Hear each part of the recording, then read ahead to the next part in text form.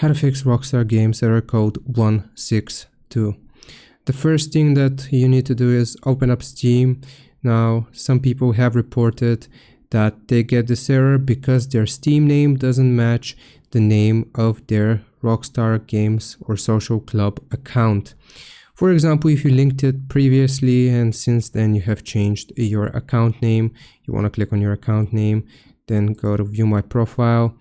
Then you will select edit profile, and right here you want to make sure that your profile name is the same as your profile name when you linked any game from Steam to Social Club or Rockstar Games. If that doesn't work, then the second thing that I suggest doing is going to be opening up your computer search, searching for documents. Here you just want to find Rockstar Games and delete the folder. This should fix the issue. Hope this helps. Leave a like and sub. I'll see you next time.